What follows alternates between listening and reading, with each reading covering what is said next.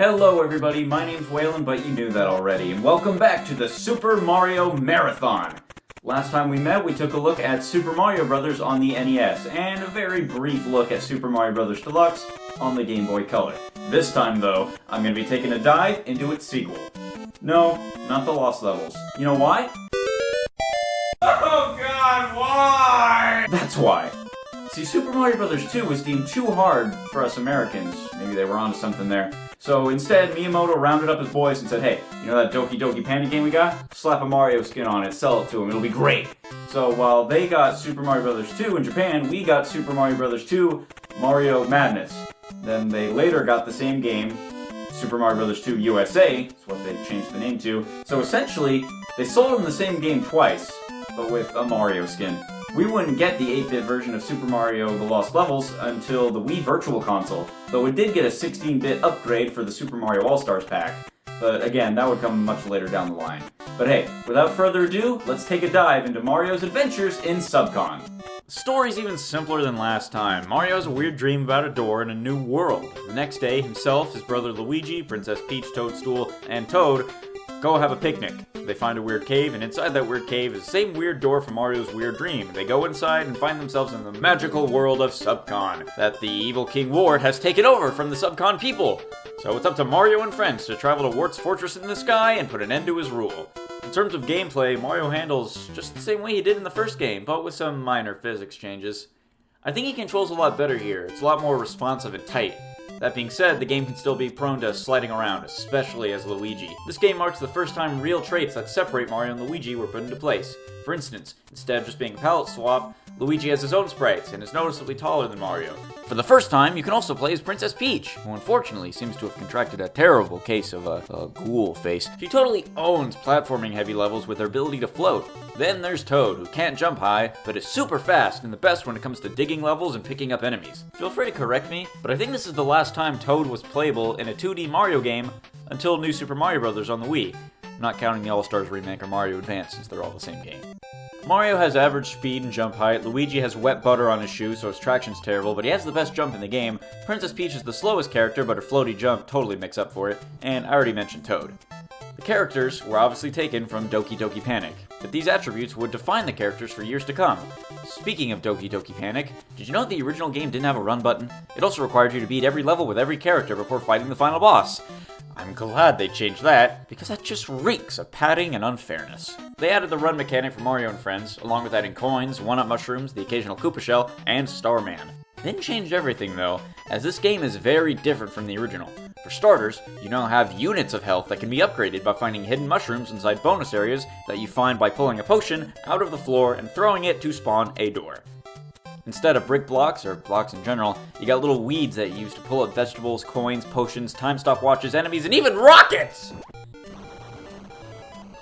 Although the Starman is here, you can get it by collecting 7 cherries that are often scattered in the levels, there aren't any normal mushrooms or fire flowers, or any power-ups at all, really. You don't jump on enemies either. You can pick them up and throw them, which is actually really fun. Chaining enemy kills is very satisfying, and is also the only way to heal yourself. Because the only way to get mushrooms is to find them through those hidden bonus areas, you've got to perfect your enemy chains. Killing enough enemies in a row will spawn a heart, which can sometimes get stuck in a wall anyway, so sometimes there's just no health or power-ups to go around at all. The levels themselves this time around are very different and complex. There's 7 worlds instead of 8, each packing 3 levels with a boss at the end. At the end of more than half the levels, you get into a fight with Birdo, who's a gender-confused ostrich thing that fires eggs and eventually fireballs at you. The manual says it's a boy who thinks he's a girl because he's pink and wears a bow, but later iterations would just make her a girl. Plus, she was a mom in the Super Mario Bros. Super Show, so for all intents and purposes, Birdo's a lady. Anyway, you kick her ass in more than half the levels, each fight more copy-pasted than the last. The worlds you go through are much more diverse this time around, with themes that would become commonplace in most Mario games to come. World 1 is a grassy area with waterfalls and plants. World 2 is a desert. World 3 is kind of a mountainy, jungle-like theme. World 4 is winter. World 5 is just World 1 again, but at night, and sometimes is like giant land? It's weird. World 6 is another desert world. And World 7, which is the shortest world, only featuring 2 levels, is sky-themed. There's no underwater levels, but oh, trust me, there's plenty of underground levels. And I hope you like the music, because it plays all the time! I'm gonna take a time out here and just talk about the music. In the first game, the levels were short and sweet, and the themes that accompanied them only lasted a few seconds longer than the levels themselves. They were catchy, they didn't overstay their welcome, and while they repeated often, they were still a joy to listen to. Here, the levels are much longer, many of them winding with a heavy emphasis on vertical movement and minor puzzle solving. While the overworld theme for this game is great, it certainly drags on as the levels get longer and longer. For instance, in World 6-1, there's a segment where you have to search through a bunch of vases for a key. That's fine. The only problem is there's dozens of vases! Most of them are empty, and some of them have sand to dig through only to find nothing! It's really tedious. The music just drones on and on. The underground theme is easily my least favorite track in the game, especially since it plays inside every indoor area. Actually, I think the boss theme is the worst because it's like 3 notes that loop and change pitch. On the levels where there is no end boss and it's just a long enemy gauntlet, it gets downright irritating. The levels might be long, but they certainly aren't empty. They're populated with all kinds of enemies and hazards that want the Mario gang dead. There's Shy Guys, Pokies, Sniffets, Ninjas, and Bob-ombs, which would go on to become mainstay Mario enemies. Then there's all the unique to this game enemies like Bezos, Pidgeots, Tweeters, Hoop Stars, those annoying flurry bastards, and many more. There's not a single Goomba or Koopa to be found in the entire game, which helps to make it stand out on its own. But that doesn't mean the enemies themselves aren't annoying. Take the Panzers, for example. These weird flower-looking things are certainly the Hammer Brothers of this adventure. They constantly shoot out fireballs in an arc, they move around and sometimes chase you, and are just a nuisance to avoid. Then there's the Cobrats, which shoot out of the ground and fire bullets at you. They're often grouped up together, and honestly, if they weren't so easy to kill, they'd be a much larger threat.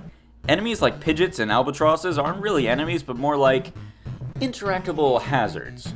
You steal Pidgeot's flying carpets, and you ride on an Albatross to get over large gaps. Sure, they might occasionally attack you, but they don't go out of their way to inconvenience you. Speaking of Albatross, you can tell the developers got lazy when there's an entire level with nothing but a bottomless pit with you riding said bird to cross it. But these baddies aren't anything without a leader to serve, and Ward has his own rogues gallery of friends at his disposal. There's Mauser, who you fight twice, and does nothing but throw bombs at you. Triclide is a 3-headed snake who blows fire at you, who you also fight twice. Then there's Claw Grip, who hurls boulders at you. And finally, Fry Guy, who flies around the arena and splits into some really annoying and super fast copies after you beat him. Oh, and of course, Birdo, who you probably fight over 20 times. And in level 7-2 and 4-3, she's a regular enemy! Talk about a downgrade. Anyway, the final level and the final boss, Wart, await you as you storm through the first half of World 7, which is super easy once you realize all you have to do is ride the Albatross again past the start of the level. I did always like how at the start of 7-2, you actually go inside the castle from the drawbridge. That's a really nice touch. The final level takes all the levels from before and just throws them out the window. It's almost like a baby Metroid game in terms of how sprawling and intertwined the final level is. You got keys to find, dozens of alternate paths, a bird head that looks like Falco from Star Fox but really pissed, all culminating in a battle to the death with Wart. The fight itself isn't really that much harder than his goon squad. Just avoid his bubble breath and jam veggies down his throat. Once he's taken care of, you free the Subcon people and the celebration begins! And of course, you learn the big twist. It was all a dream! Then the enemies roll by on screen, no real credits of course, just the cast of characters. The game ends with Mario heading back to sleep, and that ends the adventure. Okay, so that's the basic rundown on this kind of original sequel to the original. Now, do I think Super Mario Bros. 2 is just as good, if not better, than Super Mario Bros. 1?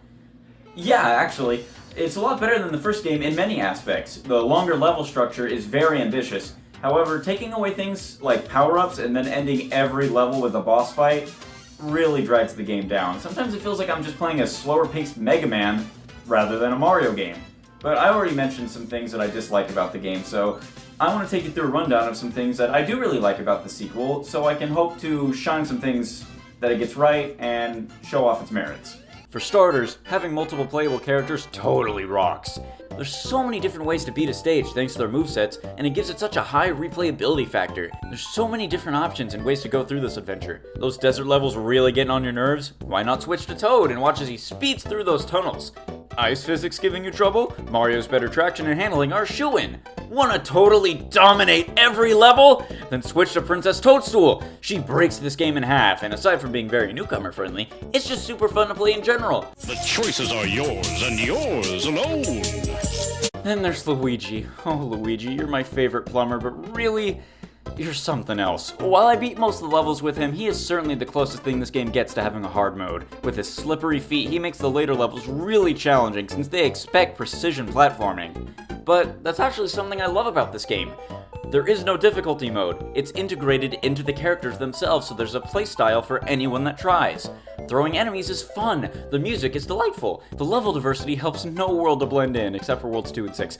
And while the more puzzling aspects of the game can be a bit of a pace breaker, the game itself is charming and wonderful. That's like Donkey likes this game so much, damn. While I did say that the music can be annoying, the main overworld theme itself is insanely catchy. It's something I actually find myself humming way more than the original overworld theme. Speaking of the music, the bongos added to the Starman theme are also very pleasant. They give it this energy where you don't want to stop moving and just bulldoze through everything. Even though there aren't any points in this game, so killing enemies is kind of pointless, it's still fun to do. The main enemies are some colorful creatures that I'd love to see in future games. People have been clamoring for Wart to return for years, and as for his gang, I love that his minions were in the Super Show, even though they work for Bowser and not Wart. I think in an age where people are begging Nintendo to freshen things up and make Mario weird again, the Subcon baddies would be the perfect way to inject some strangeness into his latest adventures. Well, that wraps up this video, and I really hope you enjoyed it. I really believe that certain things in this game should be taken and used in future games, such as the upgradable health, tossable enemies, the vertical level structure. It could really work. All you gotta do is throw in more commonplace power-ups and not end every level with a boss, and I think you got a real gem on your hands. I'm not really going to look at the Super Mario Advance port of this game since it's essentially the same one, and hey, I might even get to those games sometime down the line myself. So for now, I hope you stay put, stay tuned, because next time we're going to be looking at my personal favorite of the 2D Mario games, which is Super